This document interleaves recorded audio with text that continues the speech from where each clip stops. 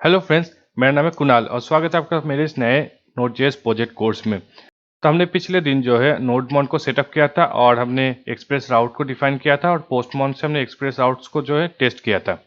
तो आज का हमारा जो टारगेट है उसको देख लेते हैं। तो आज का हमारा जो टारगेट है, हम डेटाबेस को सेटअप करेंगे और डेटाबेस मॉडल क्रिएट करेंगे।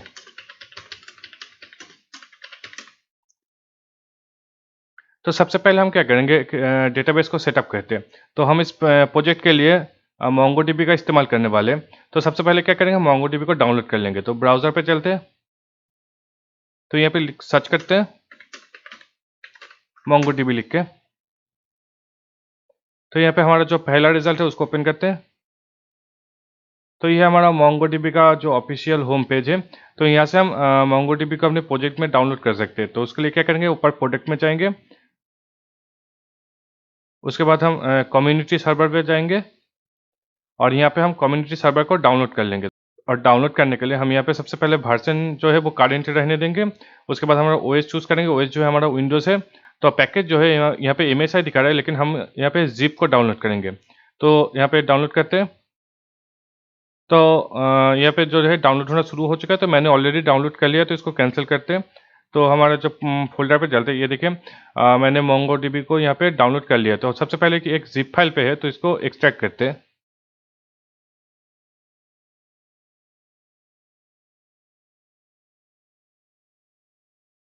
तो ये देखिए हमारा मोंगोडीबी जो है एक्सट्रैक्ट हो चुका है। तो इसको ओपन करते हैं और ये वाला जो फोल्डर है इसको कॉपी करके हम अपने प्रोजेक्ट फोल्डर में पेस्ट कर देंगे। प्रोजेक्ट फोल्डर का जो रूट डायरेक्टरी है, तो वहाँ पे हम पेस्ट कर देंगे इसको। तो पेस्ट हो जाने के बाद हम इस फोल्डर को रीनेम कर देंगे। अब चलते हैं हमारे कोड एडिटर पे। तो यहाँ पे देखिए मोंगोडीबी यहाँ पे जो फोल्डर आ गया। तो हम इसको ओपन करने की ज़रूरत नहीं, हम क्या करेंगे, एक और फोल्डर क्रिएट करेंगे जिसका नाम देते हैं डेटाबेस।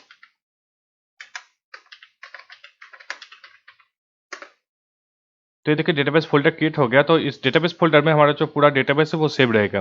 तो हम क्या करते हैं, हम टर्मिनल पे जाते हैं। तो टर्मिनल पे हम क्या करेंगे, मोंगोडीबी को रन करेंगे। तो उसके लिए क्या करेंगे, हम इसके मोंगोडीबी फोल्डर के अंदर एक बिन फोल्डर है, उसके अंदर ये जो mongodb.exe इसको हम रन करेंगे। तो इसको रन करने के लिए सिंपली हम डायरेक्टरी लिखेंगे मोंगोडीबी, उसके बाद बिन फोल्डर, उसके बाद जो है mongodb.exe। तो इसको रन करेंगे।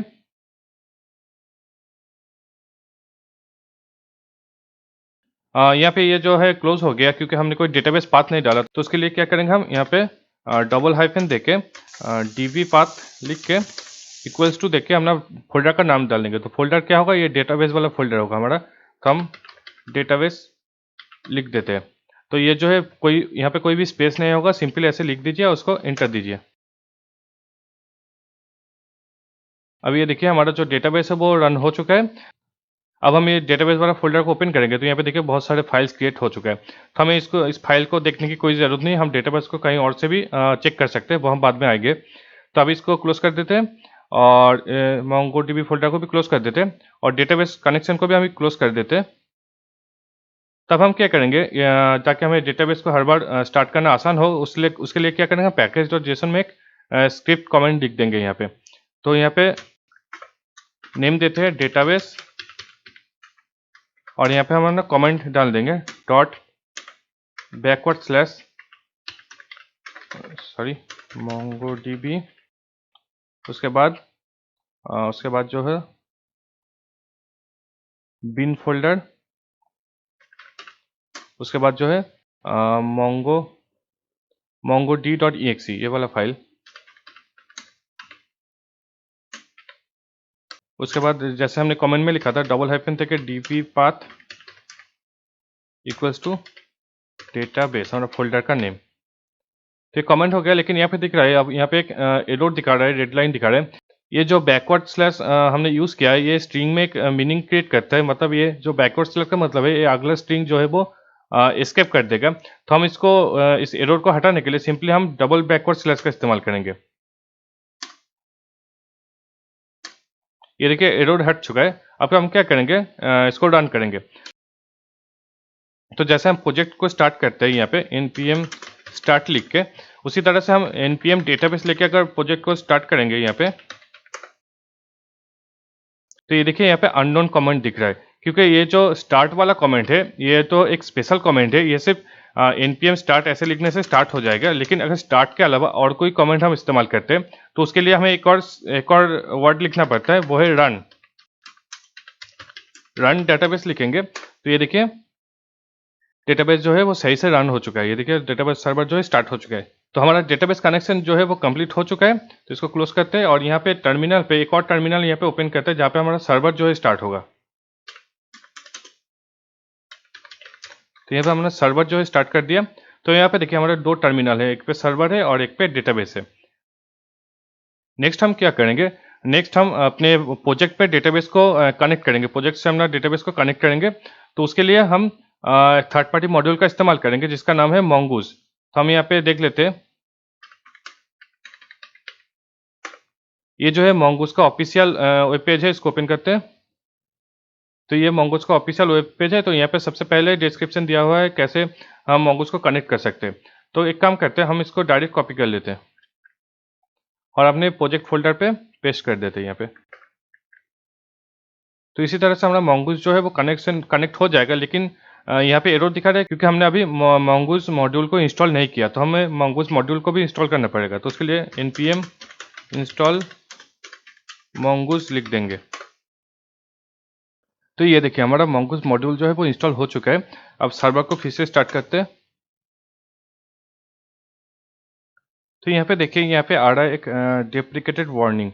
तो डेप्रिकेटेड वार्निंग जो है यहाँ पे दिखा रहा है, strict query option will be switch back to the false by default mongoose 7, use mongoose set strict query false. Okay, तो हमें यहाँ पे इसको सेट करने के लिए बोल रहा है। तो हम क्या करते हैं, इसको देखते हैं क्या प्रॉब्लम हुआ है यहाँ पे।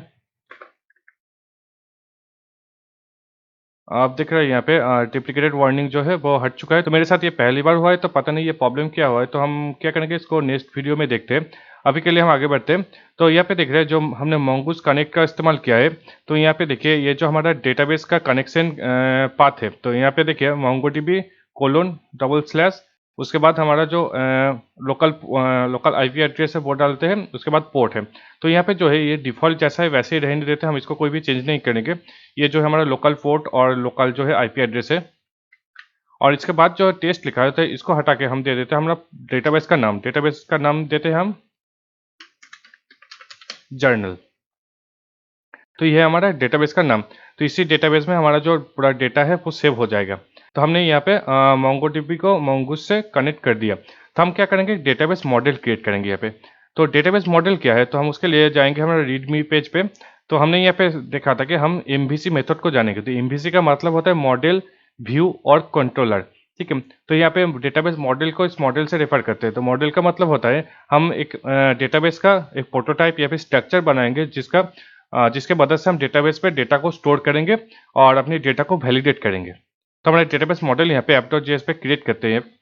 तो हम यहाँ पे क्रिएट करेंगे एक डेटाबेस मॉडल। तो इसका नाम देते हैं यूजर मॉडल और यहाँ पे क्रिएट करते हैं mongoose.model।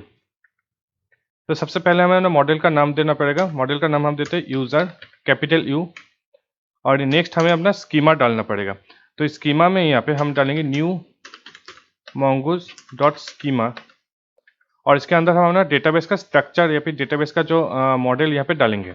तो उसके लिए हम एक ऑब्जेक्ट डालेंगे यहाँ पे और ऑब्जेक्ट के अंदर हम डालेंगे सबसे पहले हमारा फील्ड्स का नाम। तो फील्ड्स हमारा क्या होगा, फर्स्ट नेम। तो यहाँ पे कोलोन देके हम डालेंगे एक और ऑब्जेक्ट यहाँ पे, और इस ऑब्जेक्ट के अंदर हम इस फर्स्ट नेम का जो प्रॉपर्टी या फिर जो कैरेक्टरिस्टिक है उसको डालेंगे। जैसे कि हम इसका टाइप होगा स्ट्रिंग, और इसका जो मिन लेंथ होगा, मिनिमम लेंथ, ऐसे लिख देंगे मिन लेंथ जो होगा 2। और उसके बाद इसके बाद यहाँ पे लिख देंगे रिक्वायर्ड ट्रू। तो ये हो गया हमारा फर्स्ट नेम का फील्ड प्रॉपर्टी। और उसके बाद यहाँ पे हम डालते हैं लास्ट नेम में भी सेम होगा, इसको कॉपी करके डाल देते हैं, लेकिन लास्ट नेम जो है रिक्वायर्ड नहीं होगा, तो सबका लास्ट नेम नहीं होता। और यहाँ पे मिन लेंथ को भी हटा देते हैं यहाँ पे। आप चाहे तो यहाँ पे एक मैक्स लेंथ दे सकते हैं वैलिडेशन के लिए। हम यहाँ पे डालते हैं एक मैक्स लेंथ डाल देते हैं 100, और इसको भी एक मैक्स लेंथ दे देते हैं 100। इसके बाद डालते हैं हम ईमेल। तो ईमेल टाइप होगा स्ट्रिंग, रिक्वायर्ड ट्रू, और यहाँ पे डाल देंगे यूनिक। ईमेल जो है हमारा यूनिक होगा, तो यहाँ पे ट्रू दे देते हैं। मतलब एक ही ईमेल 2 बार सेव नहीं हो सकते यहाँ पे। और यहाँ पे कुछ और प्रॉपर्टी दे देते हैं, जैसे कि लोअर केस। तो ईमेल जो होगा वो इन केस इनसेंसिटिव होगा, तो उसके लिए हम लोअर केस ट्रू कर देते हैं। और यहाँ पे मिन लेंथ मैक्स लेंथ भी सेट कर देते हैं। इसको हम और भी एक्सटेंड करेंगे सेटिंग्स को, अभी के लिए कर देते हैं मैक्स लेंथ दे देते हैं 100। तो हमें यहाँ पे देखिए first name last name email दे दिया, और एक पासवर्ड भी दे देते हैं यहाँ पे।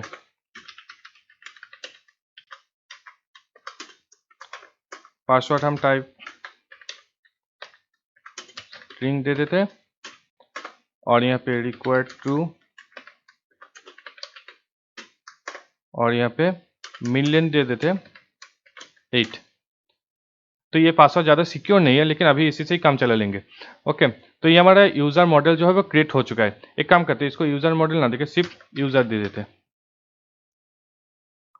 तो हमारा जो यूज़र यहाँ पे मॉडल यहाँ पे क्रिएट हो चुका है। अब क्या करेंगे, इस यूज़र पे डेटा को स्टोर करेंगे, तो वो करेंगे हम एक राउट के अंदर। तो यहाँ पे एक राउट क्रिएट करते हैं, ऐप डॉट पोस्ट रजिस्टर नाम का एक राउट क्रिएट करते हैं। एक काम करते हैं, इसको करते हैं यूज़र/रजिस्टर। इसके अंदर हम फंक्शन डालेंगे। इस बार हम क्या करेंगे, यहाँ पे ES6 फंक्शन डालेंगे। तो हमने पिछली बार किया था, नॉर्मल जावास्क्रिप्ट फंक्शन डाला था, लेकिन जो हमने कोर्स के शुरू में बात किए थे, हम यहाँ पे जावास्क्रिप्ट ES6 सिंटैक्स को भी सीखेंगे। तो यहाँ पे हम क्या करेंगे, ES6 वाला फंक्शन सिंटैक्स यूज़ करेंगे। तो उसके लिए क्या करेंगे, हम फंक्शन ना लिख के हम क्या करेंगे, यहाँ पे एक ब्रैकेट देंगे, उसके बाद इक्वल्स टू, उसके बाद ग्रेटर देन सिंबल, उसके बाद कर्ली ब्रैकेट ओपन क्लोज। तो ये देखिए ES6 में हम फंक्शन को इस तरह से डिफाइन कर सकते हैं। तो ये जो ब्रैकेट है, इसके अंदर हम डालेंगे अपना पैरामीटर जो है रिक्वेस्ट और रिस्पॉन्स, और ये कर्ली ब्रैकेट के अंदर हम डालेंगे अपना कोड। तो इस तरह से हम ES6 का फंक्शन जो है वो क्रिएट कर सकते हैं। तो हम क्या करेंगे, यहाँ पे हमने जो डेटाबेस मॉडल क्रिएट किया था, यहाँ पे एक डेटा को स्टोर करेंगे। तो यहाँ पे क्या करते हैं, एक यूज़र वेरिएबल क्रिएट करते हैं, और यहाँ पे न्यू यूज़र क्रिएट करेंगे। तो यहाँ पे क्या है, ये न्यू यूज़र क्रिएट करते हैं। यहाँ पे यूज़र का जो प्रोटोटाइप यहाँ पे सेव हो चुका है। तो हम इस न्यू यूज़र के अंदर हमारा जो यूज़र का डेटा नेम एड्रेस जो भी है वो डालेंगे यहाँ पे। तो हम क्या करेंगे, यहाँ से नहीं डाल के हम क्या करेंगे, यहाँ पे रिक्वेस्ट डॉट बॉडी लिख देंगे। तो जैसे हमने पिछले वीडियो में देखा था, रिक्वेस्ट डॉट बॉडी का मतलब होता है यहाँ पे जो यूज़र एंड से हम कोई डेटा को भेजेंगे, वो डेटा यहाँ पे रिक्वेस्ट डॉट बॉडी में सेव होकर आएगा। तो यहाँ पे डायरेक्ट हम रिक्वेस्ट डॉट बॉडी डालने से ये जो हमारे यूज़र एंड से कोई भी डेटा आएगा तो ऑटोमेटिकली यूज़र मॉड्यूल में सेव हो जाएगा। तो हम क्या करेंगे, इसको अभी को यूज़र डॉट सेव लिख देंगे। तो ये हो गया हमारा पहला डेटाबेस इंटरेक्शन। लेकिन प्रॉब्लम ये होता है, यूज़र डॉट सेव जो है मेथड जो है, एक प्रॉमिस है, मतलब ये एक एसिंक्रोनस फंक्शन है। तो हमें क्या करना पड़ेगा, इसको एज ए एसिंक्रोनस फंक्शन इसको हैंडल करना पड़ेगा। तो उसके लिए क्या करेंगे, यहाँ पे लिख देंगे एसिंक, और इसके आगे लिख देंगे अवेट। एसिंक का मतलब होता है हम यहाँ पे कोई प्रॉमिस का इस्तेमाल करने वाले हैं। जैसे कि हम यहाँ पे अगर डेटा को हम अगर रिस्पॉन्स करेंगे, रिस्पॉन्स और सेंड अगर यूज़र कर देते हैं यहाँ पे, तो यहाँ पे देखिए, तो सबसे पहले हमने क्या किया, एक न्यू यूज़र क्रिएट किया जहाँ पे हमने रिक्वेस्ट बॉडी का इस्तेमाल करके डेटा को ट्रांसफर किया। उसके बाद हम प्रॉमिस का इस्तेमाल करके यूज़र को सेव किया। लेकिन ये जब यूज़र को हम नीचे यहाँ पे एक्सेस करेंगे, तो यहाँ पे जैसे कि हमने अवेट कीवर्ड का इस्तेमाल किया है, मतलब ये कोड, ये लाइन जो है वो अवेट होगा जब तक ये यूज़र का डेटा हमें सही से मिल नहीं जाता, या फिर यूज़र का डेटा जो सही से सेव नहीं हो जाता। उसके बाद हमारा नेक्स्ट लाइन जो है एग्जीक्यूट होगा, जहाँ पे हम यूज़र को एक्सेस करेंगे। तो यहाँ पे सेंड ना लिख के हम लिखेंगे जेसन। ओके, तो इस तरह से हमने अपना पहला डेटाबेस इंटरेक्शन कंप्लीट कर लिया। तो अब इसको रन करके देखेंगे। तो उसके लिए जाते हैं हम पोस्टमैन में। तो यहाँ पे एक और राउट क्रिएट करते हैं, इसको कर देते हैं पोस्ट, और यहाँ पे डालते हैं हमारा डोमेन। तो हमने यहाँ पे देखिए यहाँ पे जो डोमेन डाला है वही डालना पड़ेगा यहाँ पे। तो हम क्या करते हैं, इसका एक वेरिएबल क्रिएट कर लेते हैं ताकि सारे जो रिक्वेस्ट है उसमें एक साथ एक्सेस कर सकते हैं। तो क्या करेंगे, यहाँ पे हमारा जो कलेक्शन है प्राइवेट जर्नल जो प्रोजेक्ट नाम है, इस पर यहाँ पे क्लिक करते हैं। तो यहाँ पे देखिए वेरिएबल्स ऑप्शन है, यहाँ पे वेरिएबल्स पे क्लिक कीजिए। तो यहाँ पे एक वेरिएबल का नाम डालते हैं डोमेन, और यहाँ पे वैल्यू को सेव कर देते हैं ऐसे। अब क्या करेंगे, इसको यहाँ पे इसको क्लोज करते हैं, इसको यहाँ पे सेव करेंगे। तो हमारे इस ये जो डोमेन है ये वेरिएबल पे स्टोर हो चुका है। तो हम क्या करेंगे, जब भी हम यहाँ पे न्यू रिक्वेस्ट क्रिएट करेंगे, यहाँ पे डबल कर्ली ब्रैकेट डाल के डोमेन लिख के अपना डबल कर्ली ब्रैकेट को क्लोज कर देंगे। तो ये जो डोमेन है ये वेरिएबल की तरह यहाँ पे यहाँ से जो डेटा है उसको फेच कर लेगा यहाँ से। तो अब इसके बाद क्या डालेंगे, हमारा राउट जो है यूज़र, उसके बाद रजिस्टर। तो हमने यहाँ पे जो है पोस्ट मेथड लिया था पोस्ट, तो हम क्या करेंगे यहाँ पे इसको पोस्ट चूज करेंगे। तो उसके बाद इसको नाम देते थे,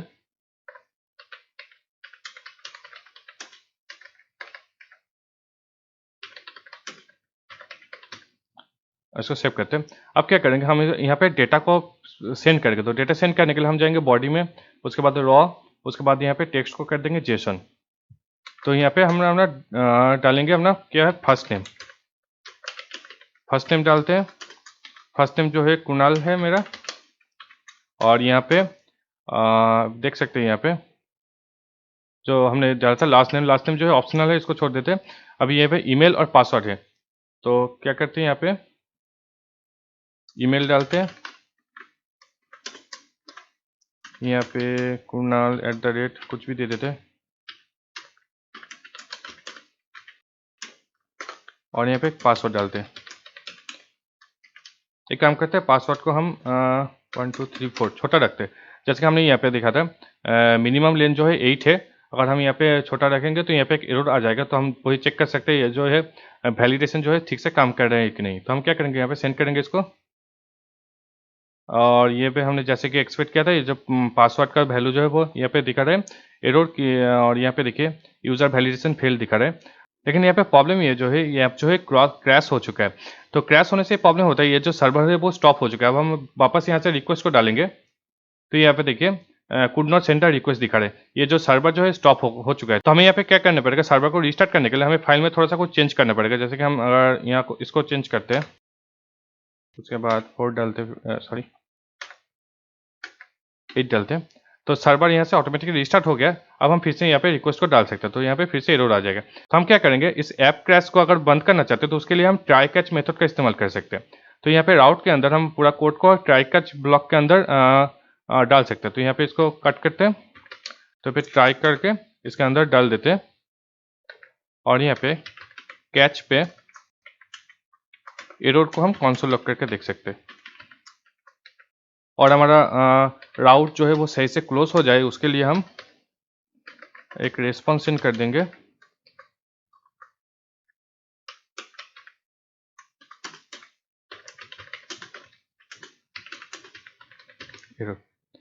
अब हम क्या करेंगे, फिर से इसी रॉन्ग डेटा को सेंड करेंगे।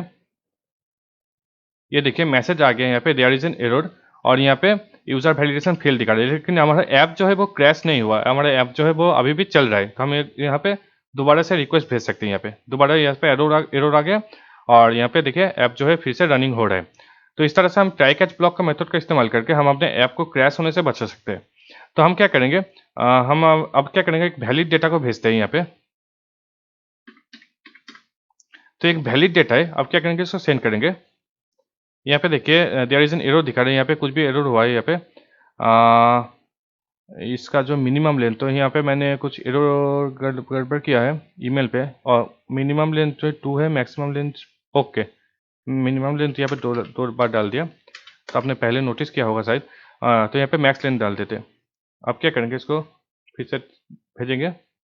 ये देखिए हमारा यूजर ऑब्जेक्ट जो है यहाँ पे रिटर्न होके आ गया। तो पोस्टमैन पे ये पे देखिए एक ऑब्जेक्ट रिटर्न आ गया जो हमने यहाँ पे यहाँ से भेजा था, ये रेस्पॉन्स जेसन पे भेजा था हमने यूजर ऑब्जेक्ट को।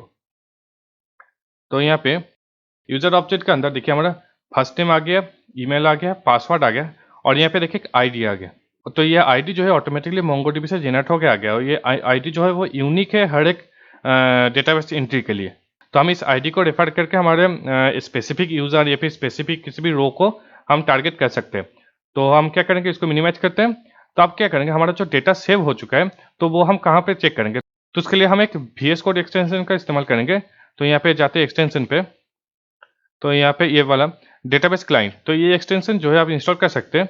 तो इससे हम क्या करेंगे, यहाँ पे चेक कर सकते हैं। यहाँ पे देखिए, अगर एक्सटेंशन इंस्टॉल करने के बाद यहाँ पे लेफ्ट में दो आइकॉन आ जाएगा, एक डेटाबेस आएगा, एक नो एसक्यूएल आएगा। तो हमारा जो मोंगोडीबी है, हम जाते हैं फाइल पे, पैकेज पे, सॉरी रीडमी पे जाएंगे। तो हमारा जो मोंगोडीबी है एक नो एसक्यूएल है, तो हमें यहाँ पे ये नो एसक्यूएल ऑप्शन पे जाना पड़ेगा। तो नो एसक्यूएल पे जाने के बाद यहाँ पे क्रिएट कनेक्शन पे जाके हमें यहाँ पे मोंगोडीबी चूज करना है यहाँ पे। उसके बाद हम कनेक्शन नेम डालते हैं, जैसे कि हम डालते हैं जर्नल डालते थे, आप कुछ भी डाल सकते हैं यहाँ पे। तो अभी हम यहाँ पे और कुछ भी चेंज करने की जरूरत नहीं है। जो होस्ट है हमारा लोकल होस्ट है, पोर्ट जो है हमारा ऑटोमेटिक आ गया। तो हम क्या करेंगे, इसको कनेक्ट करेंगे। ये देखिए कनेक्शन सक्सेस हो गया, हम इसको सेव कर देंगे। अब क्या करेंगे, यहाँ पे प्राइवेट जर्नल यहाँ पे दिख रहा है, कनेक्शन आ गया। तो हम क्या करेंगे, यहाँ पे क्लिक करेंगे और यहाँ पे जर्नल जो हमारा डेटाबेस का नेम है हमने यहाँ पे डाला था, ये देखिए जर्नल जो हमारा डेटाबेस का नेम हमने डाला था। तो यहाँ पे देखिए जर्नल आ गया। तो हम यहाँ पे क्लिक करेंगे यहाँ पे, तो ये देखिए यूजर्स जो है एक टेबल क्रिएट हो गया। तो टेबल को हम ओपन करेंगे यहाँ पे डबल क्लिक करके। तो ये देखिए हमारा पहला एंट्री यहाँ पे आ गया। यहाँ पे देखिए सबसे पहला आईडी जो हमने पोस्टमैन में देखा था, ये आईडी, ये वाला आईडी यहाँ पे एक ऑब्जेक्ट आईडी दिखा रहा है, क्योंकि यहाँ पे एज ए ऑब्जेक्ट स्टोर हुआ ये आईडी। इसको एक्सटेंड करते हैं। ओके, ये हमारा आईडी है, ये हमारा फर्स्ट नेम है, यहाँ पे ईमेल है और ये हमारा पासवर्ड है। तो पासवर्ड को हम हैश करने वाले हैं बाद में, तो अभी के लिए पासवर्ड ऐसे ही छोड़ देते हैं। तो यहाँ पे देखिए हमने कोई लास्ट नेम नहीं डाला था, तो लास्ट नेम यहाँ पे ऑप्शनल है यहाँ पे। तो हमने कोई लास्ट नेम नहीं डाला था, इसलिए लास्ट नेम यहाँ पे नहीं दिख रहा। यहाँ पे देखिए लास्ट नेम यहाँ पे नहीं दिख रहा है। तो इस तरह से हम मोंगोडीबी को विजुअली यहाँ पे चेक कर सकते हैं। तो आशा है आप लोग समझ गए कैसे हम मोंगोडीबी में डेटा को स्टोर कर सकते हैं और डेटा को यहाँ पे रिसीव भी कर सकते हैं। तो हम क्या करते हैं, एक और राउट क्रिएट करते हैं और इस बार हम क्या करेंगे, एक काम करते हैं, इसको डिलीट कर देते हैं और इसको हम यूजर्स कर देंगे। तो यहाँ पे क्या करेंगे, हम मोंगोडीबी से डेटा को रिसीव करेंगे। तो रिसीव करने के लिए हम क्या करेंगे, यूजर वेरिएबल क्रिएट करेंगे, यूजर्स वेरिएबल क्रिएट करेंगे और हम क्या करेंगे, यहाँ पे एज ए जहाँ पे हमने न्यू यूजर क्रिएट करके डेटा को स्टोर किया है, लेकिन हम यहाँ पे न्यू यूजर नहीं क्रिएट करेंगे, हम यहाँ पे स्टैटिक मेथड का इस्तेमाल करेंगे। स्टैटिक मेथड जो है यूजर डॉट फाइंड। तो यहाँ पे फाइंड मेथड में फाइंड मेथड से हम जो डेटाबेस टेबल में जितने भी यूजर है सबको एक साथ फेच कर सकते हैं। तो यहाँ पे फाइंड मेथड का इस्तेमाल करके डेटाबेस से यूजर को फेच करेंगे। लेकिन ये जो है ये भी एक प्रॉमिस है, तो हम क्या करेंगे, यहाँ पे एसिंग अवेट का इस्तेमाल करेंगे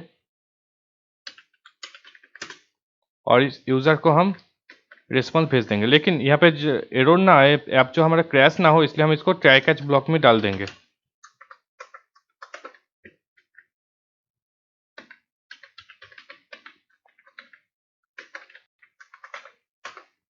एक काम करते, इसको कॉपी करके पेस्ट कर देते। तो इस तरह से हम यूज़र को फेच कर सकते हैं। लेकिन हम यहाँ पे इसको चेक करेंगे, हमने यहाँ पे गेट यूज़र यहाँ पे ऑलरेडी राउट क्रिएट किया था, इसको हम चेंज कर देते, थोड़ा सा यूजर्स कर देते और यहाँ पे यूजर्स कर देते हैं। अब क्या करेंगे, इसको सेंड करेंगे। ये देखिए हमारा यूज़र जो है आ गया। यहाँ पे एक ही यूज़र है, तो हम क्या करते हैं, एक और यूज़र क्रिएट करते हैं। यहाँ पे इसका नाम देते हैं, कुछ भी नाम देते हैं, जैसे कि जॉन, और लास्ट नेम दे देते हैं इसको,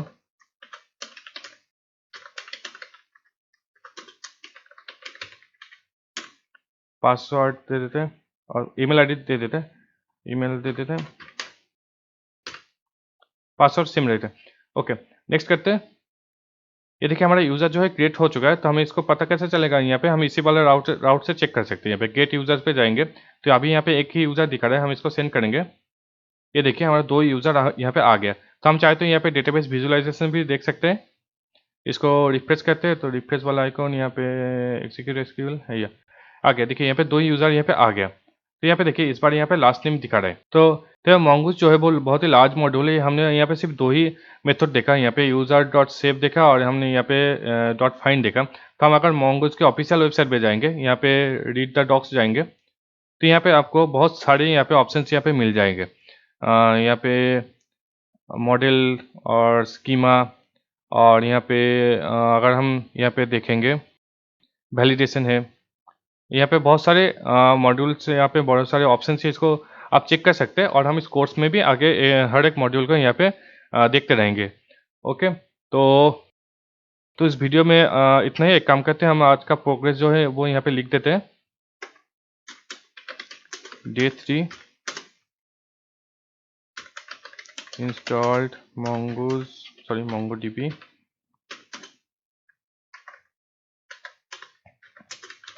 and created Mongoose model। तो हमने दो चीज़ सीखा। हमने MongoDB को इंस्टॉल करना सीखा और MongoDB में कैसे Mongoose में एक मॉडल क्रिएट करना सीखा।